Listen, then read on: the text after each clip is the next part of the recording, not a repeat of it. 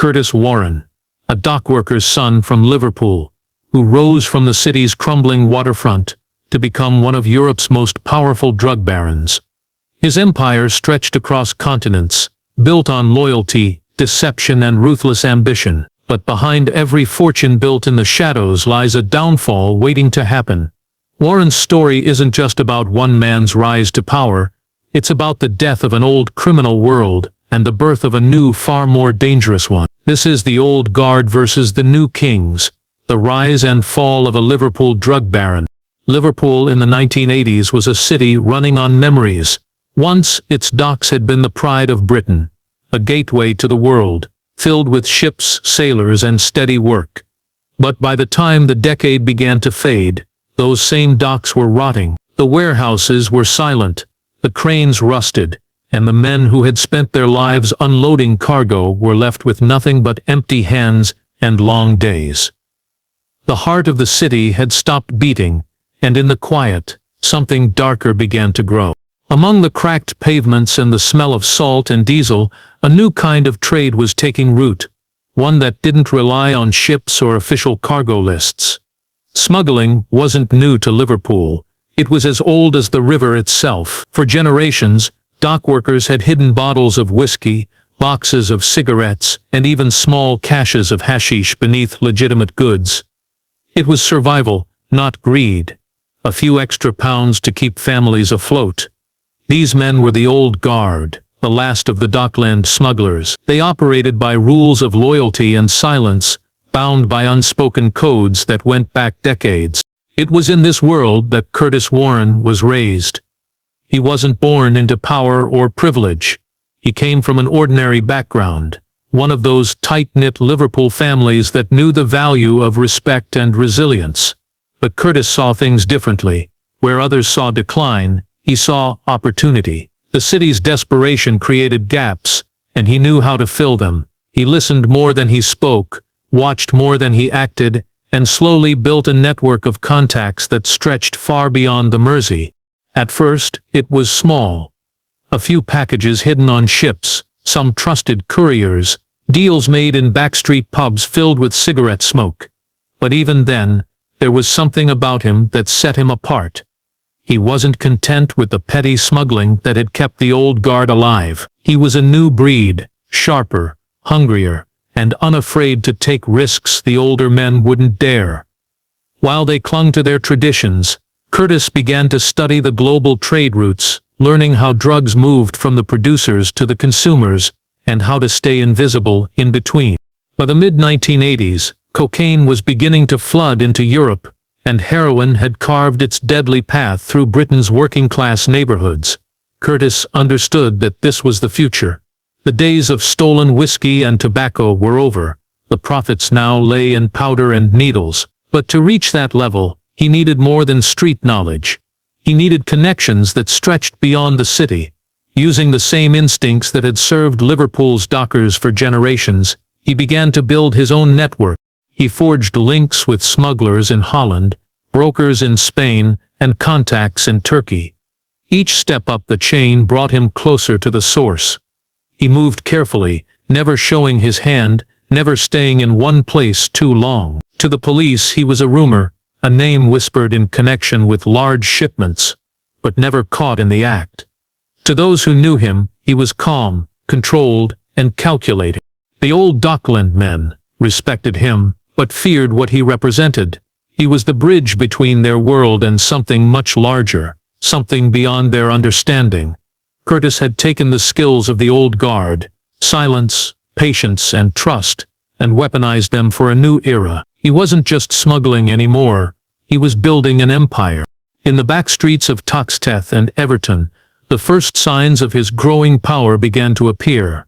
Dealers with new money, unfamiliar cars parked outside rundown houses, whispers of shipments that didn't make sense, too large, too well organized. Liverpool's underworld was changing, and the transformation had a name, even if few dared to say it aloud. As the decade drew to a close, Curtis Warren was no longer just a street operator. He was becoming something else entirely. A man who could move hundreds of kilos across borders, a man whose ambition reached far beyond the docks that raised him. The old guard had ruled with respect and restraint, but Curtis was carving a new path. The city that once thrived on trade was now becoming a gateway for a different kind of cargo, and at the center of it all stood a man who saw crime not as desperation but as opportunity. The dream that began on the Liverpool docks was no longer about survival, it was about domination. By the early 1990s, Curtis Warren had outgrown Liverpool. The city that had shaped him could no longer contain the scale of his ambition. He had mastered the local trade, built his reputation in the shadows, and earned the trust of men who valued silence over loyalty. But Warren wasn't interested in being a local legend. He wanted to rule the map, to build a network that reached across oceans and continents. While other dealers fought for corners and postcodes, he was drawing invisible lines between countries. Amsterdam became his new base, a city that suited his methods perfectly. Its open ports, loose financial laws, and constant movement of goods provided the ideal cover for an international operation. From there he could reach out in every direction, south toward the Mediterranean, west toward South America, east toward Turkey. He surrounded himself with trusted lieutenants, men who had proven themselves in Liverpool and knew how to keep their mouths shut. The work was risky, but the rewards were beyond imagination. Through careful negotiation and a network of middlemen, Warren established contact with suppliers in Colombia. These were not small-time producers, but members of powerful cartels, people who controlled entire regions. For them, Warren was a valuable asset, a reliable route into Europe through the back door of the Netherlands and the British Isles. The shipments grew larger and bolder. Hundreds of kilos of cocaine packed into fruit containers, hidden within legitimate goods, moved through customs with forged papers and bribed officials. Each successful delivery strengthened his reputation. At the same time, he expanded into heroin. Turkish and Kurdish connections provided access to the opium pipelines running through the Middle East and Central Asia. Using established shipping routes, Warren's couriers carried heroin from Istanbul to Rotterdam, where it was broken down, repackaged, and moved quietly into Britain. The scale was staggering. Money poured in faster than it could be counted. Literal millions, cycling through offshore accounts, real estate, and cash businesses. He owned villas in Spain, safe houses in Holland, and warehouses filled with cars that had never touched a public road. Despite his growing empire, Warren remained careful. He lived modestly compared to other dealers of his stature. There were no flashy gold chains or expensive nightclubs. His discipline was what set him apart. While rivals flaunted their wealth, drawing police attention, Warren blended in, using coded conversations and meeting only through intermediaries. He had become a ghost, moving unseen while controlling everything. But beneath the surface, cracks were beginning to form. The new generation of dealers emerging in Liverpool didn't remember the old ways. They were young, volatile, and impatient. They wanted quick money, instant respect, and weren't afraid to spill blood to get it. They saw Warren's quiet control as weakness, not wisdom. For them, violence was currency. As they rose, the sense of order that had once governed the underworld began to crumble. Back home, the profits from Warren's shipments fueled these new gangs. His own product was flooding the city, but now it was in the hands of men he no longer controlled. The money was good, but the balance of power was shifting. Shootings became more frequent, debts went unpaid, and alliances changed by the week. The old guard's unwritten rules were being torn apart by a new generation that played by none. Warren's empire remained powerful, but it was stretched thin. His business relied on precision. One mistake could expose the whole operation. Every shipment, every payment, every courier had to align perfectly.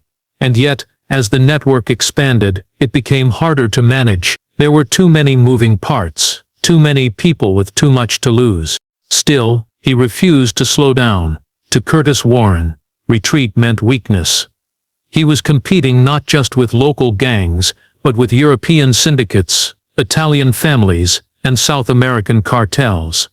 The The stakes were global now, and he wanted to stay at the top. He was no longer just Liverpool's most successful smuggler. He was one of Europe's most powerful drug barons. His name carried weight in the underworld, spoken with respect, fear, and sometimes disbelief. Yet behind the success, the seeds of downfall were already planted.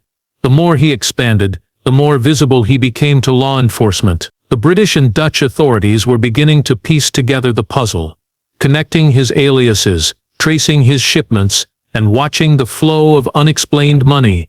They had found their target, but for now, he remained untouchable, a man without borders, ruling an empire built on silence. While Curtis Warren built his empire abroad, the streets of Liverpool were changing faster than he could control. The city that once relied on quiet deals and mutual respect was now ruled by a new generation that had no patience for subtlety. These were young men raised on the ruins of the docks, where opportunity was scarce and violence became a language of survival. They didn't remember the old codes of silence or the discipline of the old guard. They were driven by reputation, greed and fear, and they were about to reshape the underworld Warren had left behind. The new gangs were different in every way. They weren't content with being middlemen or small-time distributors. They wanted the power and wealth that Warren had once represented. They dressed louder. It was the death of the world he had created. The discipline, the secrecy, the order he had maintained had been replaced by chaos. From his vantage point abroad, he watched as the empire he had built began to devour itself. Every shipment he sent home carried more risk. Every profit was tainted by betrayal.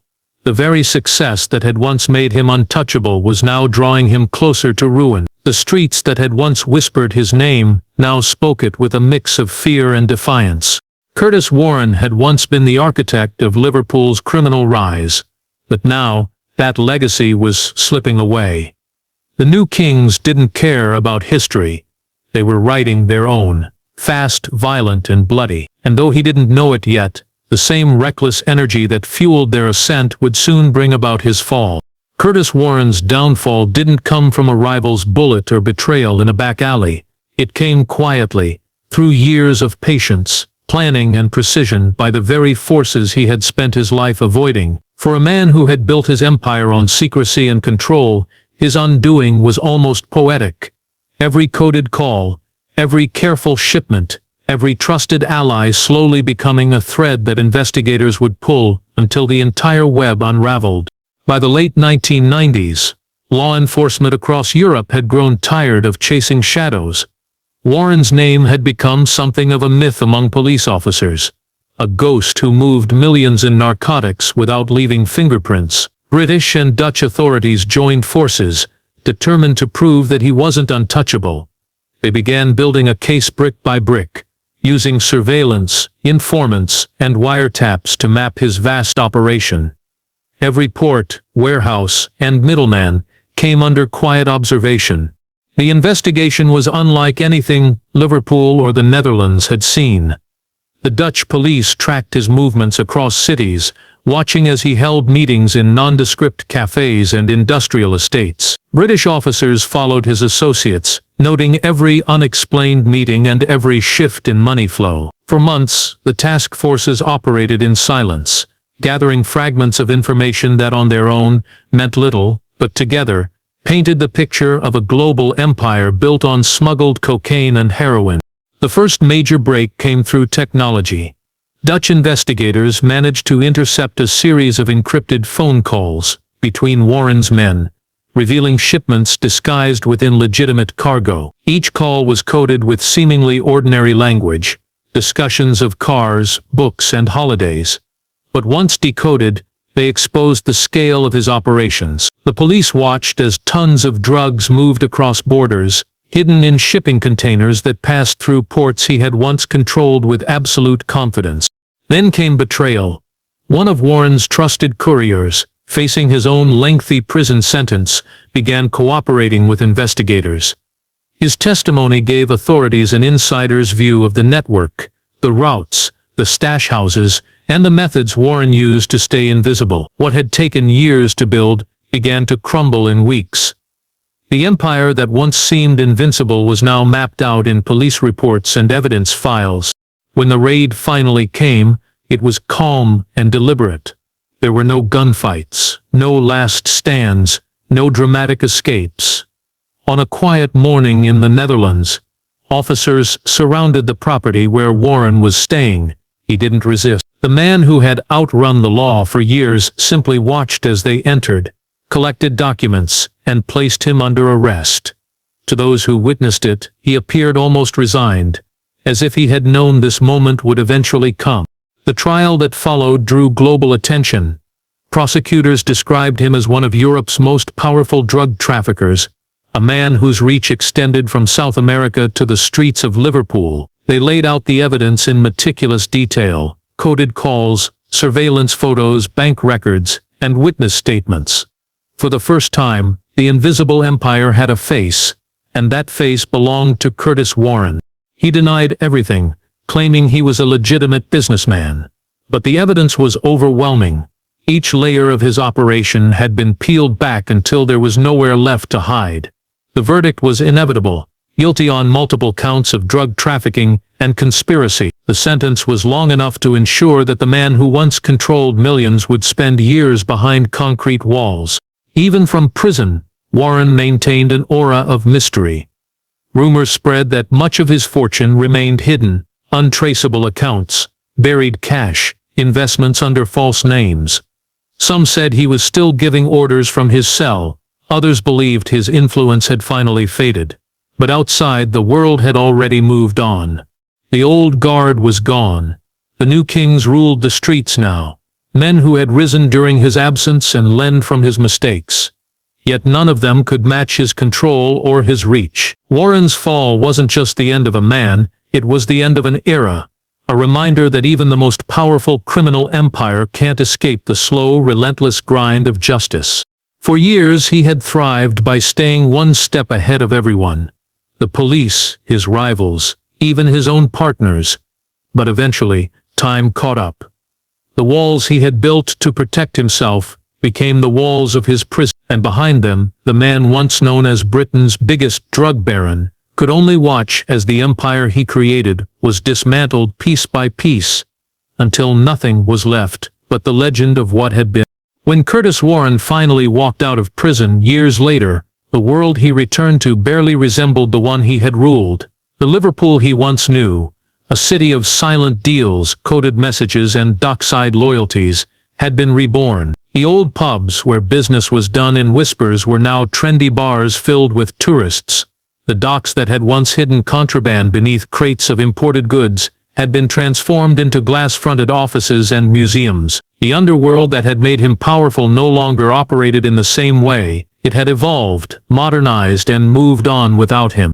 He was older now, slower, and far more cautious.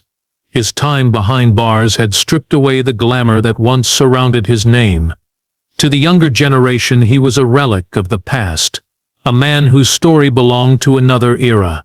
The world of crime had gone digital. Deals were arranged through encrypted apps, payments moved through cryptocurrencies, and violence was coordinated over screens rather than backroom tables. The streets still buzzed with illegal money, but the faces running it were new, ruthless, efficient, and utterly without memory of where it all began.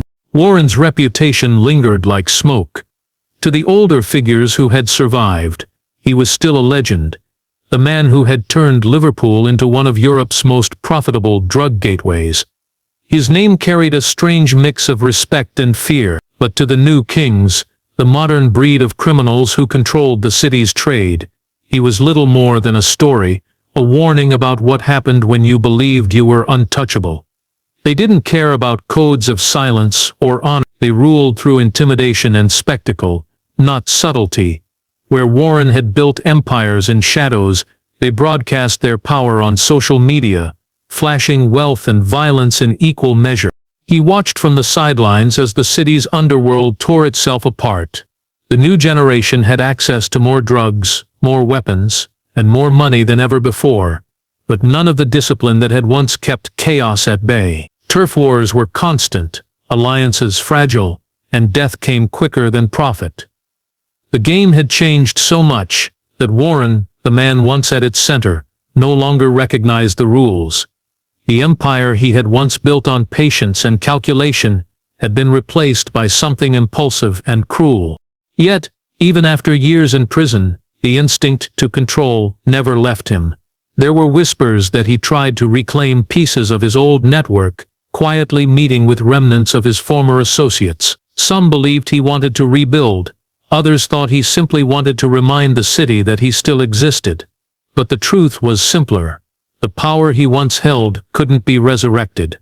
Much had changed. The people he had trusted were gone. The roots he had used were exposed, and the loyalty that once defined his world had vanished completely. Despite everything, his legend refused to die. Documentaries, newspaper stories, and whispered conversations in the city's darker corners kept his name alive. To some, he remained a criminal mastermind who had outwitted law enforcement for years. To others, he was a cautionary tale about greed and ambition. His story became a symbol of a lost era when crime was personal, when power was earned through strategy rather than fear. As he walked through the regenerated docks, past the water that had once carried his fortune across continents, Warren understood that Liverpool would always carry ghosts like him. The old guard, the men who had built their empires from sweat and silence, had been replaced by something faster, louder, and emptier. The new kings ruled the streets, but few of them would last. Their rise was quicker, but so was their fall. Curtis Warren's empire had ended long before his sentence did. But his influence lingered in the city's veins, in the ambition of those who followed, in the corruption that never quite disappeared, and in the stories still told in hushed tones about the man who turned smuggling into strategy. He had once believed he could outsmart time, outplay the system, and build something permanent from shadows. But in the end, every empire fades, every king falls, and every legend becomes a ghost of what once was. Liverpool remembered him not with statues or tributes, but through whispers in bars and alleys, where old men still told tales of the dockworker's son, who became Europe's most elusive drug baron. His name lingered in those whispers like an echo on the river, a reminder that power, no matter how great, never truly belongs to those who wield it.